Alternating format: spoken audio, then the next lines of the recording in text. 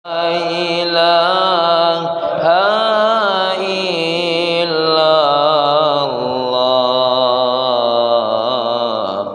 Muhammadur Rasulullah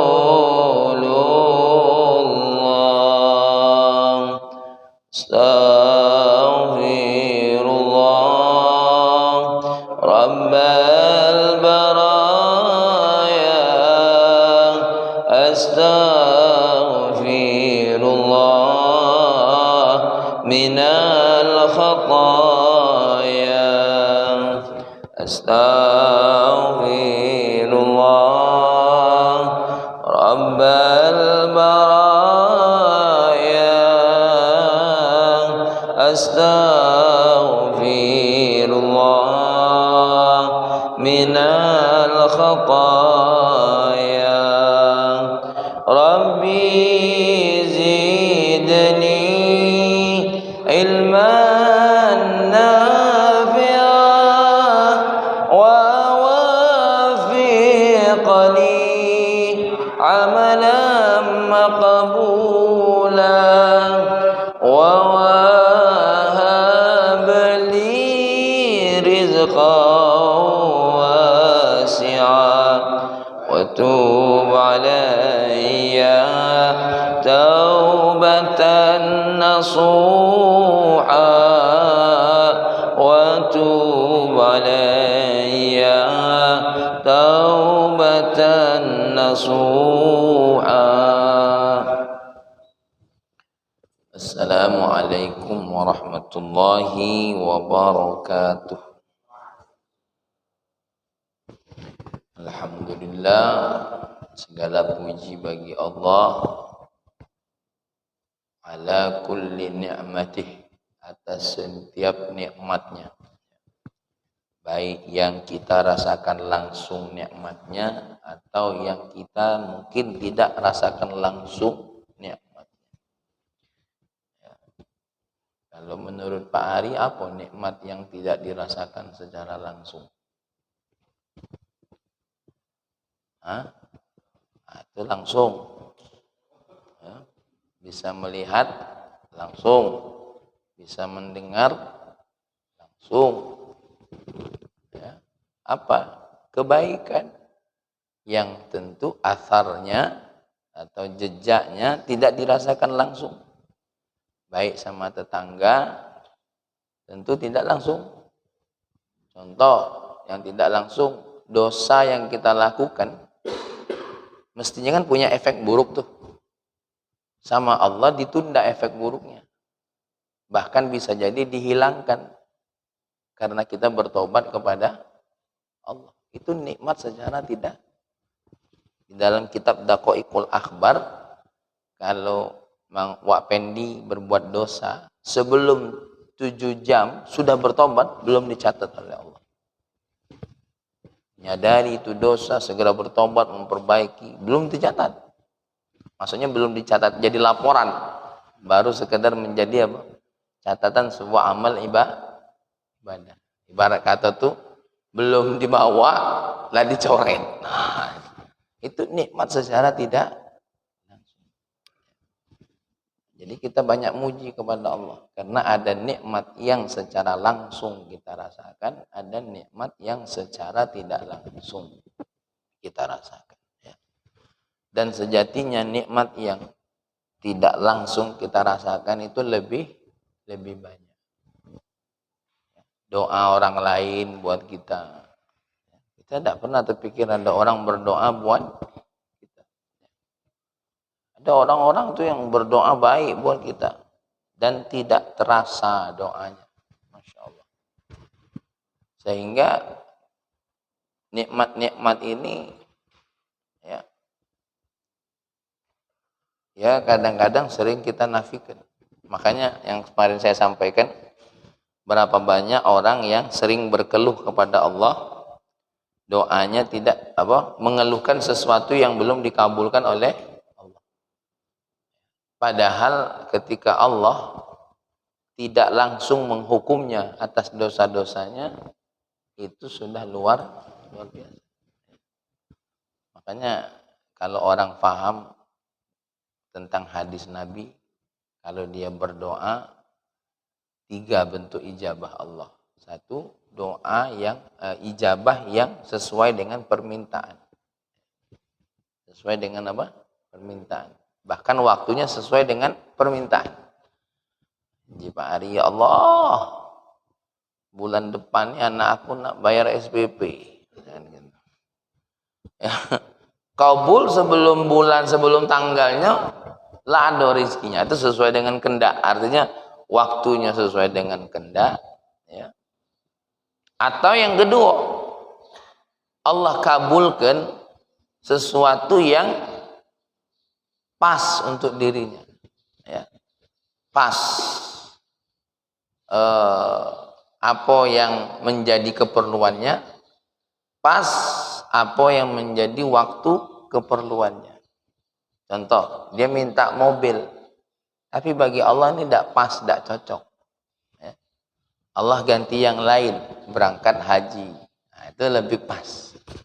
Ya, minta mobil dapatnya haji. Ya. Minta mobil dapatnya haji. Ini yang lebih pas untuk kau, bukan mobil. Itu makanya ini kalau orang paham ini, masya Allah. Ini baru yang terakhir apa? Tidak kabul di dunia, tapi kabulnya di akhirat. Sebenarnya ini yang paling afdal. Kenapa? Nanti di akhirat berapa banyak orang yang mendapatkan sesuatu di luar duga. Bahkan dia minta hidup lagi di dunia, dia minta apa yang dia minta di dunia jangan dikabulkan oleh Allah, diganti kalau nanti di akhirat. Kenapa? Karena hidup di dunia ini pendek nian sebenarnya. Ini ada cerita sedikit. Ya. Ini sebelum masuk isi ceramah ini baru muqaddimah. Alhamdulillah. Ya. Ada cerita nih salah Tuhan. Di zaman Nabi Nuh ada wanita nangis. Ditemuin Nabi Nuh. Kenapa kau nangis? Anak aku meninggal. Sudah berapa lama dia hidup di dunia ini? 300 tahun. Nangis, anaknya meninggal di usia 300 tahun. Nabi Nuh tertawa. Wahai bunda, wahai wanita, nanti ada satu zaman yang umatnya hidup cuma 60 tahun. 60 tahun, uji ibunya. Uji perempuan yang nangis tadi. Saya punya anak meninggal di usia 300 tahun aja merasa sebentar sekali, saya sedih. Di zaman Nabi siapa? Nabi Nuh. Ya. Terus apa kata wanita tadi? Bagaimana umat zaman itu? Apakah sibuk maksiat? Oh, maksiatnya banyak niat. Mulai dari azan subuh sampai azan subuh lagi isinya maksiat toh. Dengar azan marah. Merbot tak tahu diri, lagi banyak gawe lah berdosa. Hasan pula azannya kurang bernada, lah berdosa pula. Allahu Akbar. Itu ciri khas Hasan. Tak apa-apa deh. Ya. Nah, bermaksiat, apa kata wanita tadi? Aku kalau punya usia cuma 60 tahun tidak sempat aku bermaksiat. Itu zamannya Nabi Nuh, ibu-ibu. Nanya pula perempuan ini tadi lagi nangis si anak-anak. Mereka cinta dunia enggak? Apa kata jawabanmu? Sangat cinta dunia, bahkan lebih mencintai daripada akhirat. Ya Allah, umur sependek itu sibuk mencintai dunia. Oh, bayangkanlah. Nah, inilah umat kita nih. Ya, umurlah pendek, maksiat tak berhenti, cinta dunianya melebihi jumlah umur. Ngumpulin harta ini kalau dikumpuli melebihi jumlah umur. Ya, jadi wali kota, jadi presiden, nak lebih dari umur. Ya, nak 3 periode pula. Ya, nah, tapi itu di negeri Kanoha. Ya, kalau di kita ini dak pula dia. Ini melebihi umur. Apa jawaban itu? Kata Nabi Nuh, jangan heran anakmu meninggal di usia berapa? 300 tahun. Nanti ada satu zaman yang umurnya cuma 60 tahun. Dan ini sesuai dengan hadis Nabi 60 70. Kalau level 80 itu berarti lah bonus.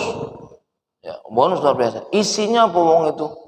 Maksiat tok, isinya cuma cinta dunia. Nangislah perempuan tadi.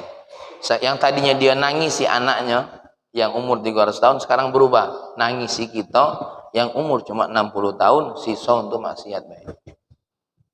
Nangisi kita. Ya Allah, kasihan umat itu. Ya.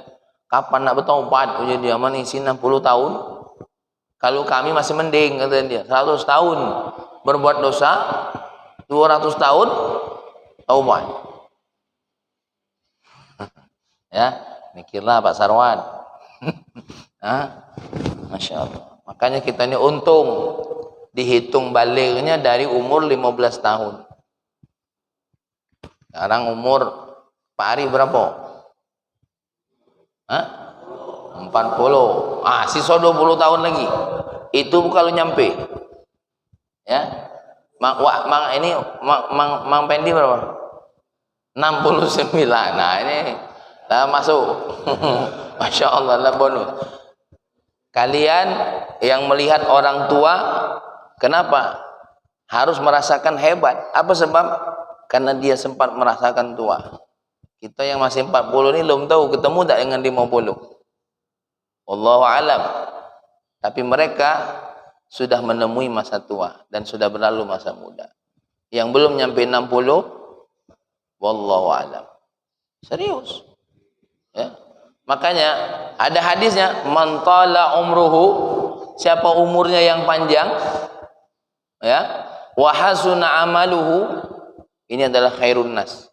Khairun nas man tala umruhu wa hasuna amal. Ya. Alangkah baiknya orang itu umurnya panjang, amalannya baik. Masya Allah. Maka kita bersyukur nih. Ya nengok Mang Pendi, nengok Pak Sarwat. Ini ciri-ciri orang yang baik amalannya. Ya, amalannya. Maka kita ini yang kayak Pak Mi 39, Pak Arif 40, Pak Yul 25. Lah berdosa pula. Ya. Masya Allah. Baru aku cerita tentang wanita zaman Nabi Nuh nawoi gitu. Ya. Kok bisa ada umat yang tahu umurnya cuma 60 masih sempat bohong. Masih korupsi. Insyaallah. Salawat dan salam ya kita baca sallallahu ala Muhammad sallallahu alaihi wasallam untuk baginda kita Nabi Muhammad sallallahu alaihi wasallam ya. Sosok yang kita akan rindukan syafaatnya ya. Yang kita akan rindukan uluran tangannya, yang kita akan rindukan celotehnya nanti di akhirat. Karena Nabi yang sibuk masih berdoa di zaman itu cuma baginda Nabi. Walaupun zaman itu doa tidak berlaku lagi. Tapi khusus untuk baginda Nabi masih berlaku. Jadi di dunia ini, hanya di dunia berlakunya pertolongan. Di akhirat nanti tidak lagi berlaku pertolongan. Oke, ini biar kamu tahu. Waktu kita mati, doa wong yang masih hidup masih bermanfaat. Sedekah wong yang masih hidup untuk yang mati masih bermanfaat. Ya. Doanya orang mati, orang hidup untuk orang mati masih bermanfaat. Sedekahnya orang hidup untuk orang mati masih, badal hajinya wong hidup untuk wong mati masih bermanfaat. Ya. Apalagi ini. Ini yang ittifaq baina ulama. Yang khilaf, kiriman baca Al-Quran untuk wong mati masih bermanfaat. Tahlilnya orang mati untuk wong hidup, untuk wong hidup untuk mati masih bermanfaat. Ya. Bahkan amalan dia waktu masih hidup yang sifatnya jariyah, walaupun dia mati masih bermanfaat. Ini kalau dunia masih ada. Tapi kalau sudah akhirat mati, habis kalau kecuali siapa? Syafaat baginda Nabi Muhammad. Dan syafaat baginda Nabi ini, ya. Itu syafaat begini. Yang kedua, syafaat siapa? Syafaatnya orang-orang soleh. orang-orang soleh dikasih oleh Allah itu kesempatan memberikan syafaat. Bahkan di dalam hadis disebutkan dalam kitab di dalam kitab Kul Hadis Sabili karangan Sayyid Muhammad Al-Maliki ada satu riwayat Allah kasihkan satu orang soleh itu ya seperti memberikan satu kabilah yang isinya itu 1.000 sampai 2.000 orang. Maka di kampung kita kalau ada orang soleh, parak-parai, ya, parak-parai. Kenapa? Beliau diberikan oleh Allah hak untuk memberikan syafaat. Cuma yang paling uzma syafaatnya siapa? Baginda Nabi Muhammad. Yang ketiga, syafaat siapa? Syafaat keluarga. Ya, ayah yang soleh, anak yang soleh. Itu bisa punya syafaat, ya. Tapi tidak banyak. Ya. Makanya kita ini cari banyak syafaat. Laju nambah pula kita cari banyak bapak pula. Ya. Iya. Bagus juga itu. Ya, tapi banyak anak yang soleh. Maka kita ini kenapa kita harus dakwah supaya tetangga-tetangga kita menjadi orang yang soleh, supaya nanti saling mensyafaati. Ya, beruntungnya itu di zaman sahabat satu sama lain mereka memberikan syafaat. Kenapa? Karena isinya orang soleh semua. Nah kita ini satu sama lain punya punya orang tua yang soleh itu berkah. Contoh. Kalau seandainya Pak Ari masuk surga, tapi surganya level 2. Punya wong tua, kesolehannya level atas. Itu saling melengkapi nanti. Ya. Diangkat oleh Allah. Dalam Al-Quran ada ayatnya. Ya, saya lupa nasnya, tapi dalam Al-Quran ada. Ini tidak ngecek-ngecek. Ya. Bukan dongeng. Ini bukan dongeng. Bukan ilmu dongeng. Yang dituduhkan oleh dulur-dulur kita kalau ini ilmu dongeng. Ini tidak ilmu dongeng. Ini ilmu jelas. Dilengkapi oleh Allah. Kita orang tua, mohon maaf, masuk surga, tapi levelnya bawah, punya anak, masya Allah, levelnya di atas orang tua, itu saling bantu. Makanya walaupun kita ini mungkin taubatnya lambat, anak kita jangan terlambat. Ya, diprogram seperti itu. Kita mungkin baca Qurannya lambat, anak kita jangan lambat. Ya, begitulah kira-kira. Yang pengen baca Quran nih ada Ustadz Eko nih, ada sertifikat mengajar Al-Quran. Baik. Nah, ya begitu juga kepada keluarga baginda Nabi dan sahabatnya. Nah, kajian kita yang berikutnya adalah terkait dengan hikmah yang ke-17. Apa bunyinya? Bismillahirrahmanirrahim. Qala radhiyallahu anhu, telah berkata Imam Ibnu Athaillah radhiyallahu anhu, semoga Allah meridainya, ma taraka minal jahli syai'an, tidaklah meninggalkan dari kebodohan atau ketidaktahuan, syai'an sesuatu, tidaklah meninggalkan sesuatu, minal jahli apa? Dari kebodohan. Ya. Siapa yang meninggalkan sesuatu di sini? Man arada, orang yang menginginkan. Menginginkan apa? An yahdusa fil waqti, menginginkan terjadinya ya fil waqti pada berbagai macam waktu, ghairu ya selain ma azharahullah, selain apa yang Allah zahirkan. Ini kalau diterjemahkan balik begini, orang yang menginginkan terjadinya pada satu waktu selain apa yang Allah tampakkan, ma taraka minal jahli syai'an, tidaklah meninggalkan sesuatu di luar sepengetahuan Allah. Itu terjemahannya, ya. Terjemahannya. Oke. Ketika Pak Ari punya anak, tetangga tahu enggak? Tetangga tahu enggak? Tahu. Mertua, besan, keluarga, sedusun tahu. Ya. Ketika Pak Yul bangun rumah, tetangga tahu enggak? Tahu. Ya, ketika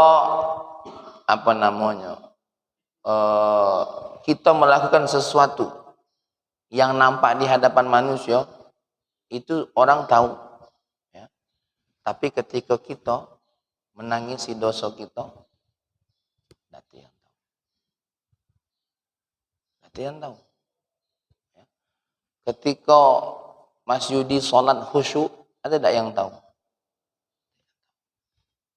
Yang tahu. Ya. Nanti yang tahu. Ketika ya apalagi kita punya utang, jarang yang tahu tuh. Bahkan kalaupun tahu, Caca tidak tahu. Ya. Ketika kita punya kesulitan, ya, baik itu kesulitan dunia ataupun kesulitan akhirat, tidak ada yang tahu. Bahkan kita takut kalau ada yang. Nah, semua yang manusia tahu, ya, atau yang manusia tidak tahu, tidak meninggalkan jejak tidak tahu bagi Allah Subhanahu wa Ta'ala. Itu kesimpulannya Dr. Muhammad Said Ramadan. Ya. Oke. Seorang dokter menyehatkan seorang pasien dengan perawatannya, obatnya, terus pasiennya disuruh mantangi apa? Orang tahu kan? Yang keluarga yang bawa dia ke rumah sakit tahu. Tapi ada seseorang yang berdoa untuk si pasien tadi, tidak tahu.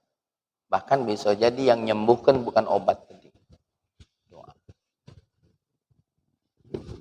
Dokter yang menyembuhkan dengan sesuatu yang zahir, manusia tahu Allah Maha, siapa namanya?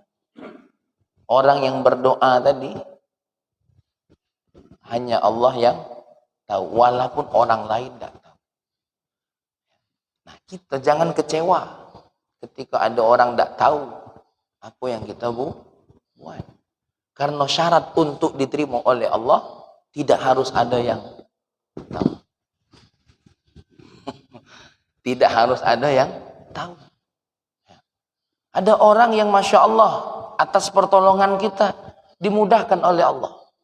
Dia tidak tahu, bahkan mungkin tidak berterima kasih sama kita. Tidak mampu. Tapi Allah Maha tahu.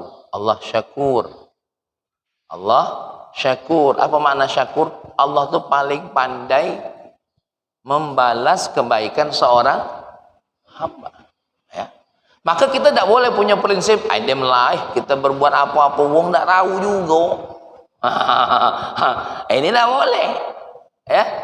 Ini tidak boleh. Ini rangkuman dari apa yang disampaikan oleh Dr. Muhammad Said Ramadan Buti. Karena kalau aku panjangkan analogi beliau, ya, nanti banyak waktu kita. Maka manusia ini dalam perbuatannya kita jangan remehkan. Bahkan di dalam oleh kata Dr. Muhammad Said Ramadan Buti, apa namanya? Jangan meremehkan satu majelis yang kalau menurut kita majelis ini nampaknya tidak berbuat apa-apa untuk keselamatan negeri. Ada satu ulama di situ gaweannya setiap minggu rutinan ngajak wong sholawatan. Ayo sholawatan, kita baca berzanji, baca sejarah baginda Nabi, diajak sholawatan. Ya Rabbi salli ala Muhammad, Ya Rabbi salli alaihi wasallim. Ya.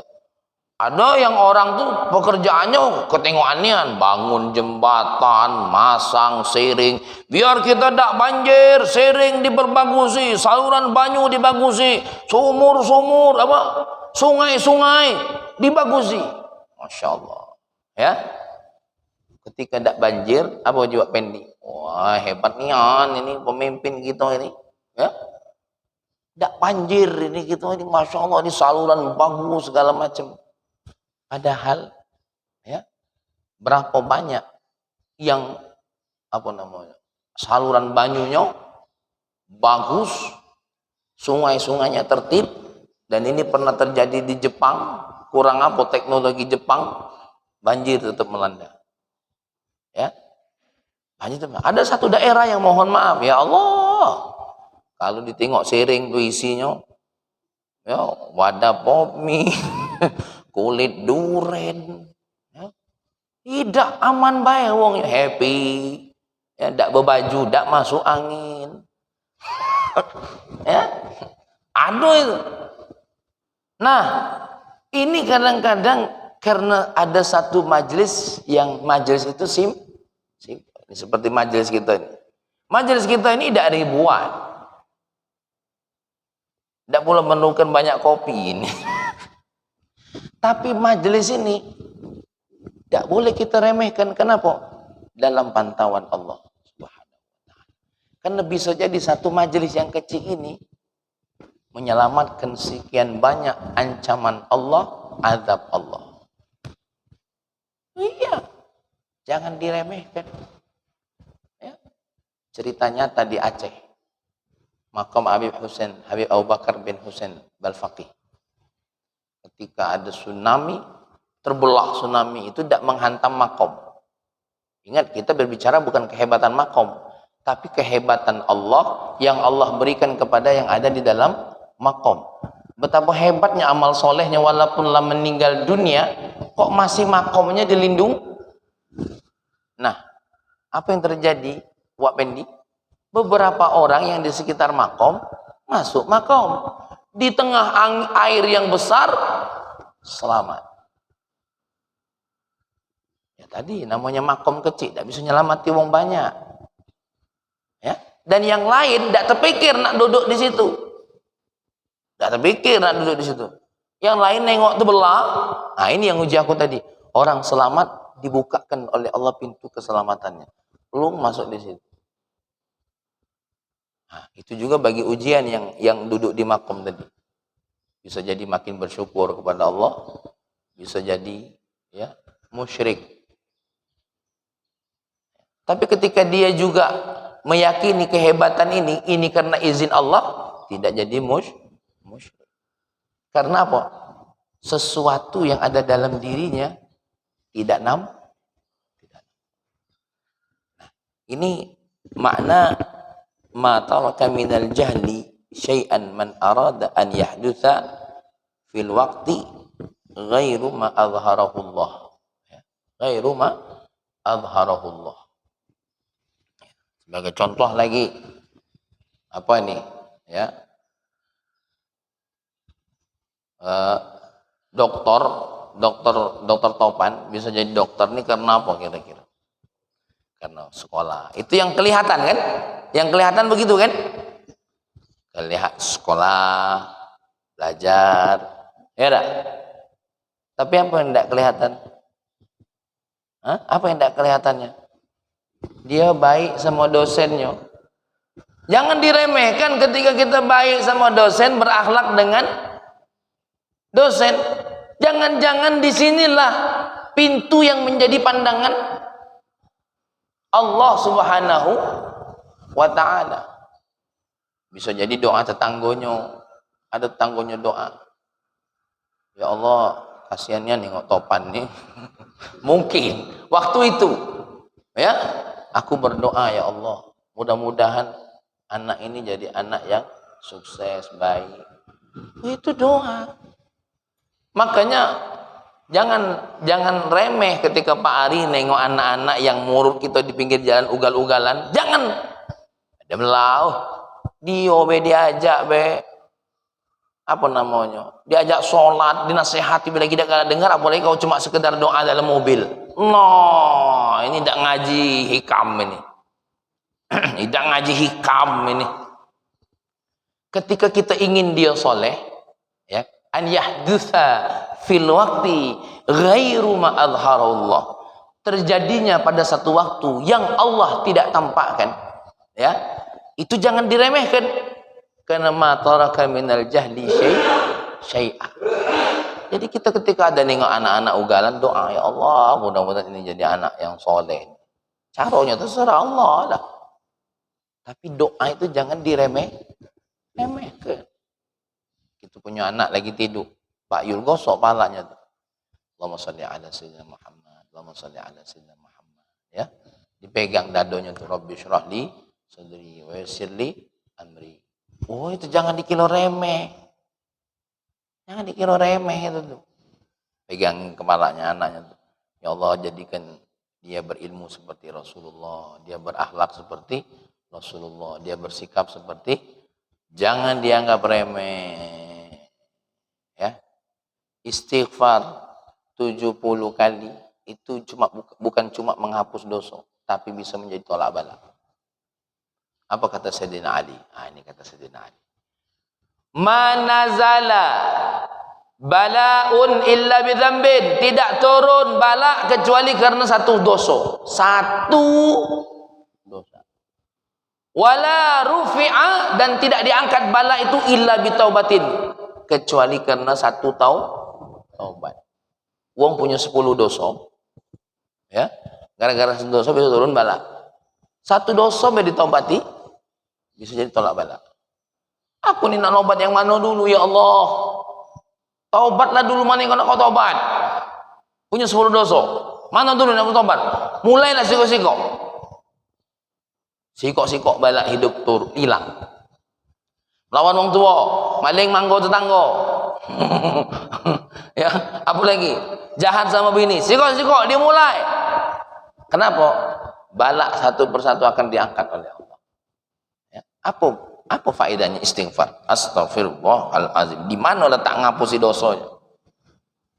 Letak ngapusi dosanya ketika punya 3 makna.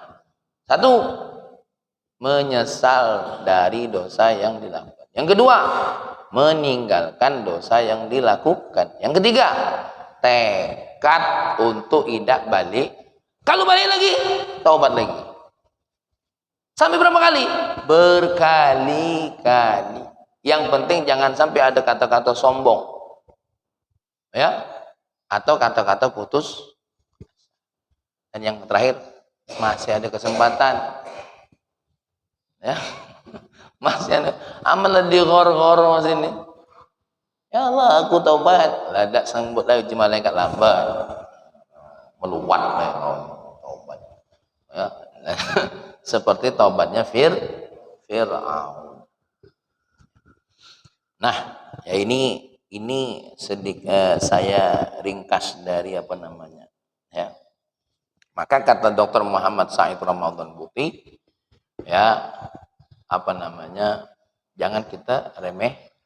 Terus yang kedua kata Dr. Muhammad Said Ramadan Buti, kata beliau, ya, jangan engkau menilai pekerjaan seseorang yang bernilai duniawi tidak bernilai ukhrawi di sisi Allah. Ya. Ada orang yang Masya Allah, hari-hari ini orang ini kayaknya nampaknya kerjanya duniawi toh. Ya. Mengali ini gawenya di pengadilan. Ya. Nampaknya. Ya. Wak Pendi ini gawenya duduk di teras. Apa yang ditengok, kita tidak tengok, tidak tahu. Ya kan? Ada yang gaweannya, kita tidak usahkan lacak itu. Ada yang gaweannya cuma goyang-goyang kursi, duit datang. Ada yang segala macam digoyang, duit dan datang-datang. Kipas digoyang nyati, masih baik kurang. Mesin jahit digayun, tetap baik tidak. Becak dia mau, dikais, tetap baik. Cangkul tangan dia, tetap baik rezeki. Ini ada yang, Assalamualaikum Pak, duitlah ditransfer. Ya, ada yang itu ada. Apa yang digoyang wong ini, kita bingung. Ya, ada. Nah, oke lah, ini contoh baik. Nah, yang di akhirat ini jangan dikira orang-orang yang kerjaannya nampaknya duniawi, di sisi Allah tidak ada nilai ukhrawi. Jangan dikira. Jangan dikira orang yang sibuk di mana? Di kebun sawit, dikira kita apa? Wah, wong ini duniawi ini. Jangan dikira kita nengok wong yang pakai seragam apa? Pegawai negeri. Wah, ini wong atik nilai akhiratnya wong. Jangan dikira wong yang di anggota DPR itu apa? Tidak katik nilai akhirat. Jangan dikira itu.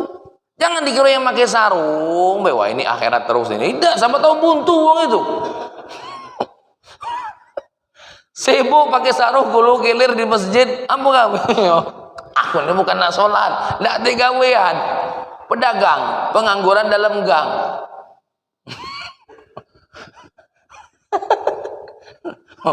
Tahu ada pasar. Ya, jangan dikira. Ya, jangan dikira. Kenapa? Ghairu ma'adharallah. Yang tidak nampak oleh Allah. Jangan dikira Allah tidak tahu. Yang tidak boleh itu adalah ketika amalan duniawi bernilai sekuler. Apa sekuler itu? Bernilai yang tidak ada hubungannya dengan Allah. Ya. Tidak ada hubungannya dengan Allah. Dokter ngobati orang. Oh, itu ukhrawinya banyak nian. Banyak sekali ukhrawinya. Tapi jangan sampai gara-gara sibuk nak nyehatin orang, lupa hubungannya dengan Allah. Obat nilah yang nyehati wong. Tidak begitu. Mudah-mudahan obat ini dengan izin Allah bisa menyehatkan orang. Makanya alangkah indahnya seorang dokter ketika ngasih obat ke pasien, ibu, ini obatnya. Tapi sebelumnya minta sama Allah. Mudah-mudahan obat ini menyehatkan. Ya, banyak-banyak tawakal kepada Allah. Ya. Ketika dia bertani, selain dia berdoa, hal yang wajib dijaga. Kalau dia perempuan, aurat tertutup. Makanya ada sebuah syair itu begini. Petani manusia yang berjasa kepada negara dan bangsa. Apa gawainya? Memberi makan rakyat jelata. Niatnya apa? Aku ini bertani ini bukan apa-apa. Nyiapkan makan manusia. Yang makan ini niatnya mudah-mudahan jadi tenaga yang nyari nafkah. Nyari tenaga yang apa? Yang kepengen ibadah. Yang berjualan mah itu pula. Ngapa kau nih? Aku nih mudahkan urusan wong. Yang mestinya dia ngambil ikan di pelabuhan, kami antar dekat warung depan rumah. Nah, yang repot ini apa? Ya. Jauh dari Allah Subhanahu wa ta'ala, yang murni bekerjanya niat untuk apa? Niat untuk apa? Ibadah. Makanya di sini istilah beliau itu al-wadhaiful mutanawwi'ah, pekerjaan-pekerjaan yang bermacam-macam ini ya, itu akan bernilai suatu hal yang buruk di sisi Allah kalau memang jauh hubungannya dengan Allah. Yang bekerja pengacara seperti Mang Ali. Aku bukan membela orang yang salah, tidak. Tapi hak-hak orang salah itu bagaimana tetap terjaga. Karena orang yang salah itu tidak bisa ditolak kesalahannya. Tapi hak-haknya itu yang perlu dijaga. Itu niatnya. Ya. Niatnya. Ya. Karena apa namanya? Hukum pengacara itu dalam Islam sudah sepakat kalau membela yang zalim apa Mbak? Membela yang zalim dosa. Tapi kalau membela hak-hak yang zalim tidak dosa. Ada bagian-bagiannya. Jadi wartawan memberitakan yang benar. Yang benar diberitakan. Bukan yang mencari rating. Aku sengaja nih Ustaz buat judul saya itu biar ratingnya masuk. Nah, ya, biar ratingnya masuk. Nih judul, ada seorang Ustaz Soekarno membantu jando. Contoh nih, nganter bantuan untuk jando. Ya, bikin framing judul, ya, Ustaz Soekarno, ya, Ustaz Soekarno mendatangi seorang janda. Ada tanda tanyanya ujungnya. Wah, bininya macam pasti kaget itu kan. Apa kan ndak laki ku aja, balik jak palang pintu. Ndak maco isinya. Padahal isinya itu apa? Ustaz Soekarno seorang ustadz yang sosialis, ya, sangat membantu masyarakat. Rumah-rumah janda didatangi, khusus janda. Ya, yang didatangi kan bukan cuma janda, cuma diambil satu poin. Sama lah Cak Pak Ari. Tolong cari masjid. Ngapa? Nak kemek. Udah lah. Nyari masjid nyari kemek di masjid. Padahal tujuannya bukan kemana? Masjid, ke WC masjid. Tapi wartawan beritanya apa? ya Pak Ari mengencingi masjid. Nah, itu kan lain. Ini bahaya. Nah, niatkan ya, niatkan yang jadi mohon maaf penjaga malam, satpam atau apapun. Contoh, siapa yang dijago? Aku menjaga anak-anak santri yang mereka menuntut ilmu jauh dari orang tua supaya mereka nyaman ibadahnya, belajarnya. Wah, ukhrawi galo isinya tua pendi. Kalau memang diniatkan ukhrawi. Ini tidak nampak ghairu ma azharahullah. Jadi makna ghairu ma azharahullah itu banyak ya. Ini yang ghairu ma azharahullah tadi satu, amalan orang lain buat kita. Yang kedua, amalan wong lain bernilai duniawi atau ukhrawi. Nah, kita tidak boleh menghukumnya. Tidak boleh menghukum. Wah, wong itu nyari dunia baik. Bang Israfil sibuk kemana-mana nawarin propertinya. Ayo. Kapan dia nawari tentang akhirat? Wah. Tapi niat Bang Israfil apa? Aku bangun rumah nih Ustaz, yang murah-murah. Terutama yang baru nikah, punya rumah. Nah ini cicilannya ada. Itu diniat-niatin yang seperti itu, masya Allah.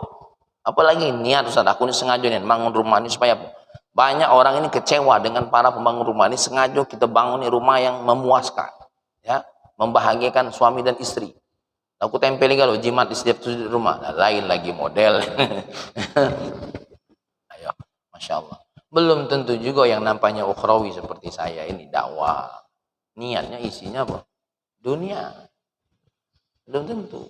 Apa yang engkau lakukan, yang nampak ataupun yang tidak nampak, ma taraka minal jahli syai'a. Tidak lepas dari sepengetahuan Allah. Walaupun kita tidak tahu. Walaupun kamu tidak tahu, walaupun orang lain tidak tahu. Seperti yang kita ceritakan kemarin. Ada yang mesen lonte, mesen pelacur di zaman Murad 4. Ya kan? Yang kita ceritai waktu itu. Nah, ini ada satu cerita.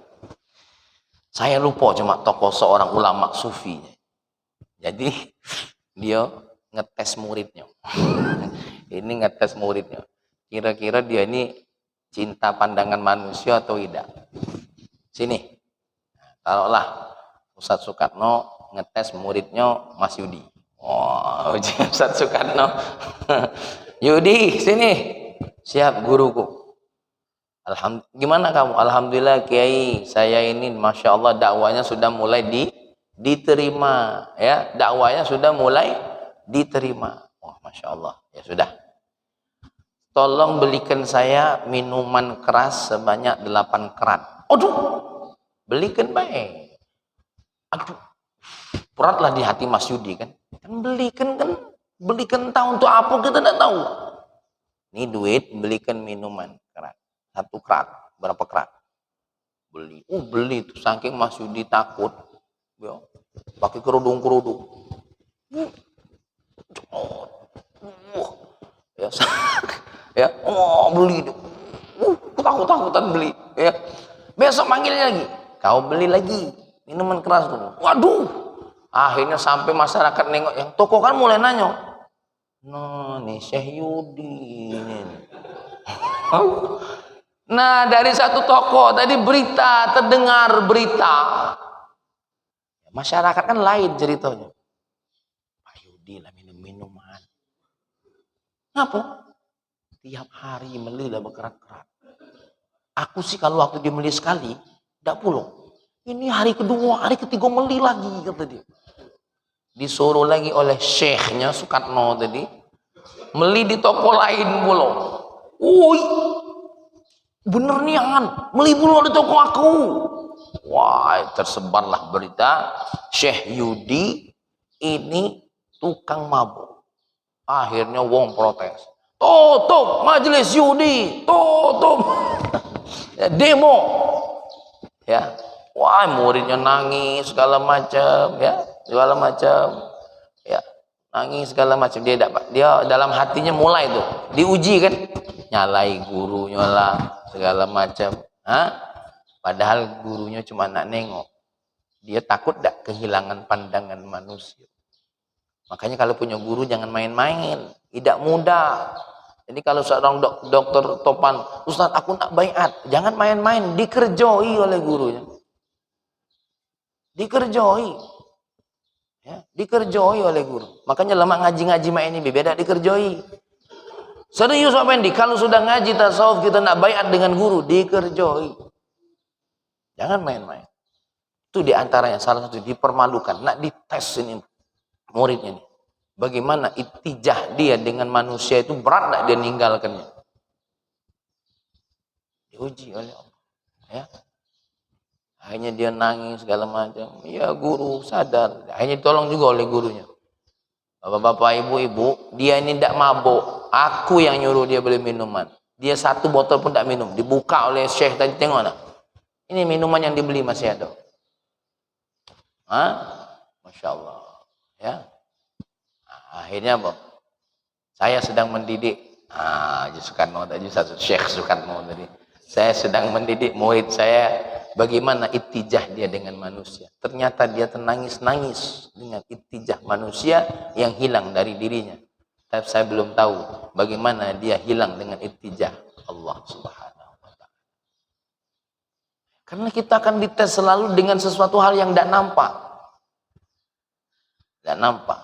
Dan biasanya jalan spiritual ini berlaku, terutama bagi siapapun yang dakwai ini.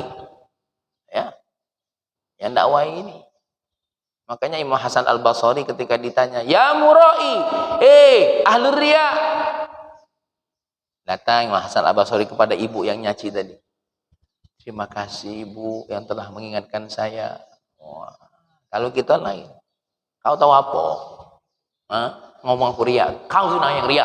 Kau, nah itu kita. Itu Syekh Yudi itu. Ya, kalau Syekh Soekarno tidak, dia sekelas Imam Hasan Al-Basri. Ya, Masya Allah. Kan dan guru itu, ya guru itu akan menguji sesuai dengan apa yang dia tengok dalam hati muridnya. Maka yang namanya para ulama yang darajatnya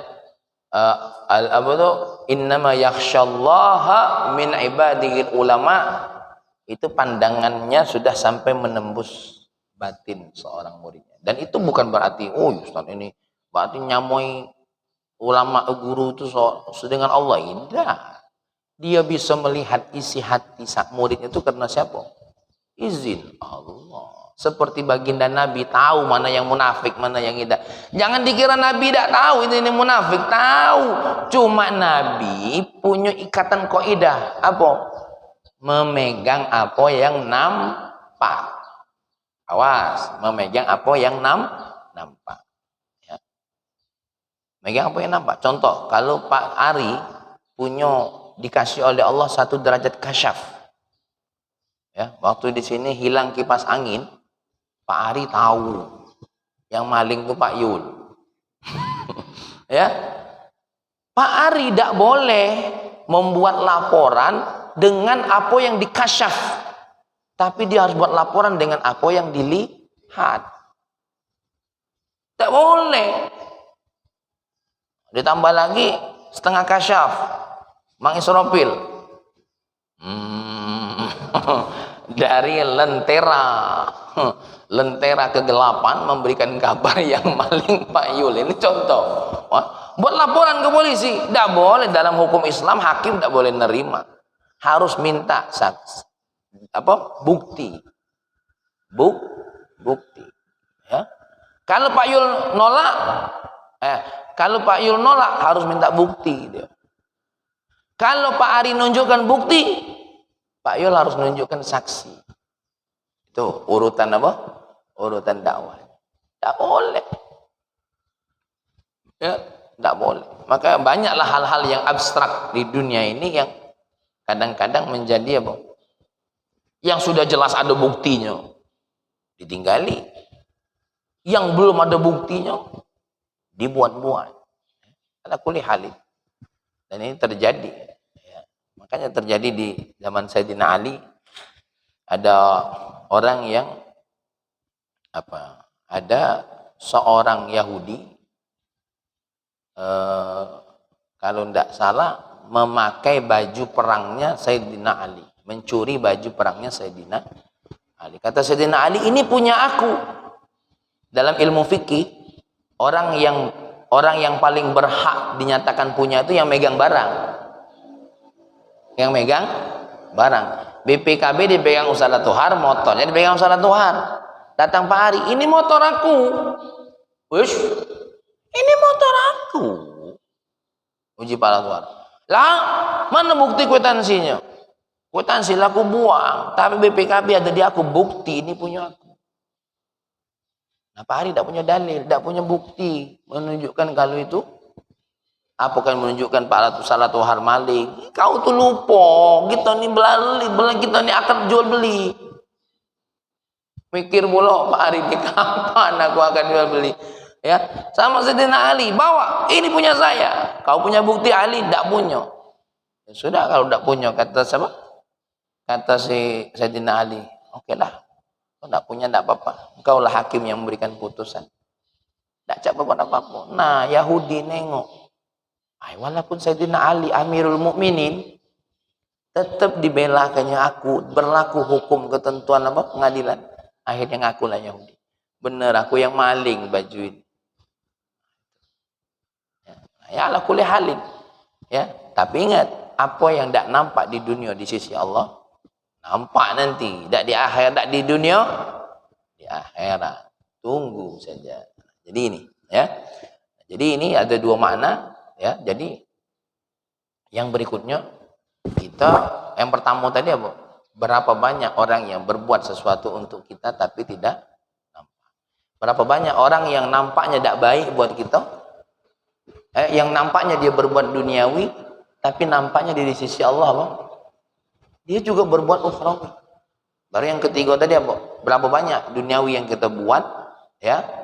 Duniawi yang kita buat tapi mengandung nilai ukhrawi. Yang penting duniawi yang kita buat ini menjadi mazra'atul amal. Apa mazra'atul amal itu? Ladang amalan. Ladang amalan. Ladang amalan. Ada wong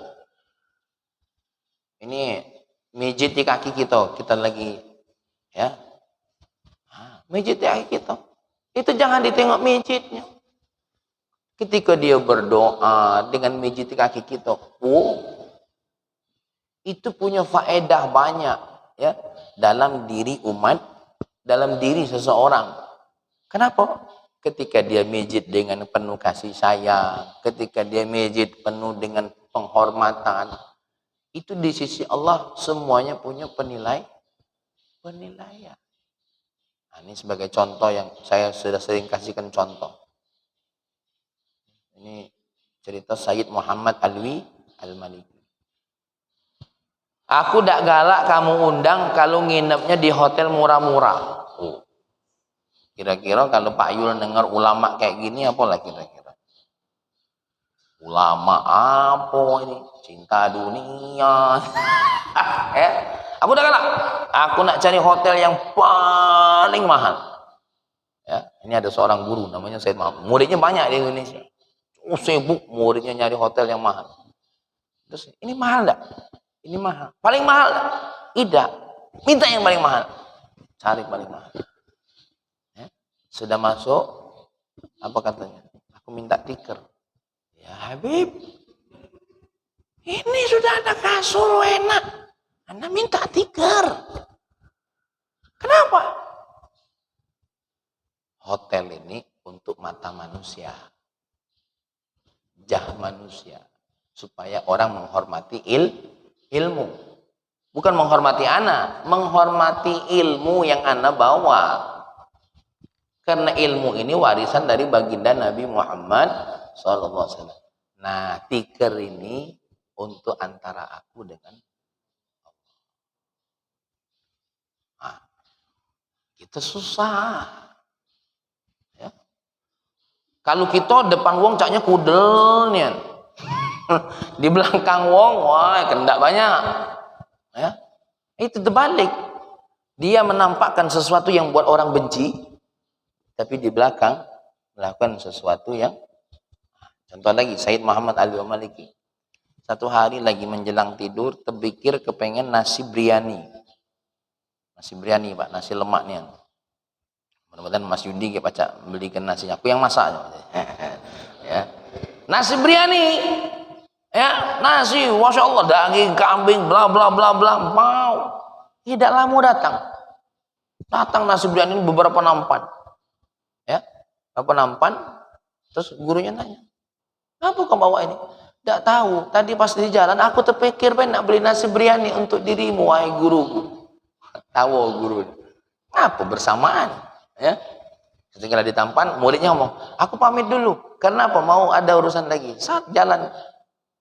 Ketika nasi itulah nyampe, nangis Said Muhammad.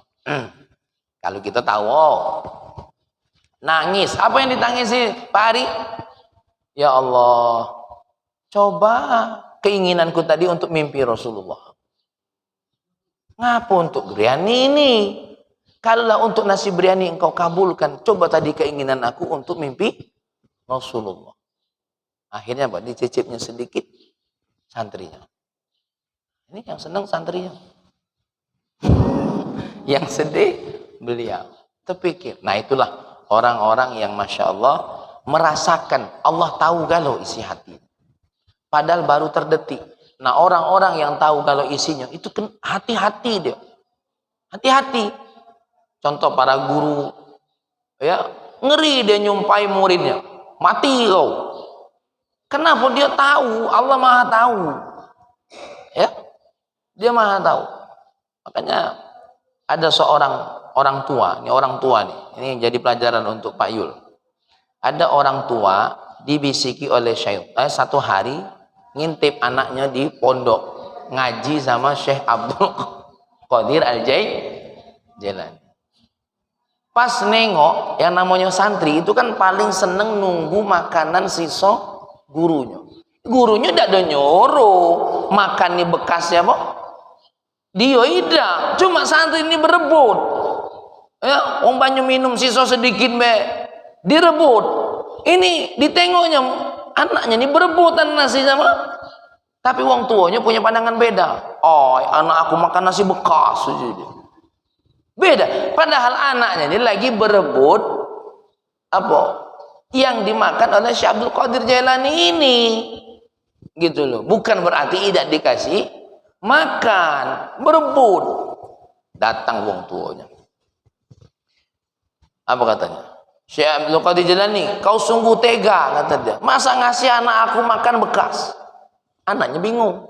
Apa mak aku nih? Mamu. Ya, kau ngasih makan nasi bekas. Ya. Akhirnya apa? Ceritanya Syekh Abdul Qadir Jailani ya, makan ayam.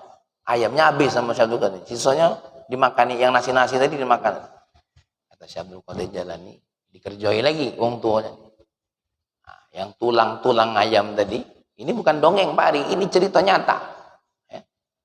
Tulang ayam tadi dikumpuli, jadi ayam lagi. Apa di Syekh Abdul Qadir? Anak kamu baru boleh makan ayam kalau sudah bisa cairi. Waduh. Tapi tetap namanya sudah marah. Ya. Tak, bawa anakku balik. Balik. Sambil di jalan balik itu ditanya oleh mana? Kau ngaji apa, Be? Aku ngaji hadis. Berapa hadis kau hafal? 1, 2, 3, 4, 5. Terus apa lagi? Ditanya-tanya apa uji anak, uji maknya. Ya Allah, nah anak banyak yang kau pelajari. Nak. Balik lagi. Ya Syekh Abdul Qadir Jailani, ana minta maaf. Ana minta tolong. Ana sudah tanya-tanya anak-anak. Ternyata di sini dia ngaji benar-benar belajar. Banyak ilmu yang didapat. Anak kepengen balikkan lagi anak-anak ke sini. Apa kata Syekh Abdul Qadir Jailani? Mohon maaf. Ilmu anakmu sudah terhijab karena sifatmu sendiri. Jangan remehkan perkara yang kecil itu, jangan remehkan. Allah Maha tahu. Contoh cak kita, Be. Pak Zul punya acara. Yang salah panitia, tapi yang disalahi tuan rumah. Salah itu. Ya, jangan, tidak boleh. Siapa baik kita ini? Ya, siapa baik? Contoh di rumah sakit, mungkin yang salah cuma siapa? Si Bahlul ini, kurang ajar, ngejelekkan nama rumah sakit. Belum tentu yang punya rumah sakit berniat yang sama. yang balul, yang mungkin tidak nerima bonus nih. Dia marah, jadi merajuk. Yang kena rajukannya pasien. Ya, Pak ini tolong Pak, ini orang tua saya ini pimpusnya lepas. Biarlah, waktunya mati. Ternyata agak sedikit ngaji tasawuf tapi agak salah. Itu lepas karena izin Allah. Ya, ala kulli halin, kita akan lanjut besok ya. Ini ringkasan apa yang disampaikan oleh Dr. Muhammad Said Ramadan Putih. Nanti besok kita akan lebih menyentuh kepada makna yang mendalam dari apa yang disampaikan oleh Syekh Ahmad Zarruq ya. Karena yang Syekh Ahmad Zarruq ini ada punya poin-poin tersendiri yang agak lebih mendalam daripada sekedar contoh apa yang disampaikan oleh Dr. Said Muhammad Ramadan Putih. Ya, yang jelas beliau pengen nyampaikan sama kita, kata Dr. Muhammad Said Ramadan Putih, qul in kana aba'ukum wa abna'ukum wa ikhwanukum wa azwajukum wa ashiratukum wa amwalun iqtaraftumuha wa tijaratun takshawna kasadaha wa masakinu tardawna ahabba ilaikum minallahi wa rasulihi wa jihadin fi sabilihi fatarabbasu hatta ya'ti Allah bi amri wallahu la yahdil qaumal fasikin. Katakan Muhammad, kalau ayahmu, anak-anakmu, saudara-saudaramu, istrimu, keluargamu, harta yang engkau harta yang amwalun taraftumuha, harta yang kau jadikan sarana dosa, perdagangan yang engkau takuti kerugiannya, rumah-rumah yang engkau cintai, itu lebih engkau cintai daripada Allah dan Rasulnya dan jihad fisabilillah, tunggu saja akan datang ketentuan Allah Subhanahu. Artinya kita ini boleh mencintai sesuatu selain Allah, tapi jangan melebihi dari Allah Subhanahu. Cintai pekerjaanmu, tapi Allah perintahnya lebih kau cintai. Masa engkau mentaati atasan, Allah tidak ditaati? Ya, seperti saya pernah ceramah di polisi, disuruh bosnya tegak berhari-hari di jalanan, lapangan, siap. Suruh sholat cuma 5 menit, tidak siap. Push up sampai ratusan kali, tidak mengalir. Siap. Puasa, tidak ditabok oleh bosnya, Pak, siap. Tapi diperintahkan oleh Allah untuk air wudhu, tidak siap. Ya. Jadi cintai apa yang Allah kasih sebagai bentuk syukur kepada Allah. Tapi utamanya adalah cintai Allah Subhanahu wa ta'ala. Allahumma salli wa sallim ala sayyidina Muhammad wa ala. Ya Allah, ya Rahman, ya Karim, ajarkan kepada kami ya Allah untuk mengetahui apapun kebaikan orang yang kami tidak ketahui ya Allah. Kalaupun kami tidak tahu ya Allah, jangan jadikan kami orang yang sok tahu sehingga menilai sesuatu yang kami tidak tahu ya Allah.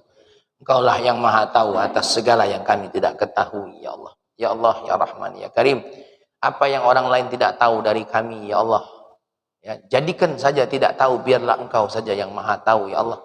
Karena yang paling penting engkau yang tahu tentang apa yang kami lakukan ya Allah.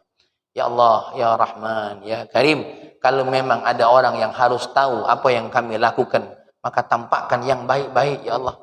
Jangan tampakkan yang buruk-buruk ya Allah. Ya Rahman, ya Karim, kalau mereka tahu apa yang tidak baik dari diri kami ya Allah, engkau yang maha mampu untuk melupakan dari pikiran mereka ya Allah, dan untuk menutupinya ya Allah. Tutuplah aib yang orang lain tidak tahu sampai nanti di akhirat agar tidak ada yang tahu ya Allah. Rabbana hab lana min azwajina wa dhurriyyatina qurrata a'yun waj'alna lil muttaqina imama. Rabbana atina fid dunya hasanah fil akhirati hasanah wa qina adzabannar. Walhamdulillahi rabbil alamin. Demikian wallahu alam. Assalamualaikum warahmatullahi wabarakatuh.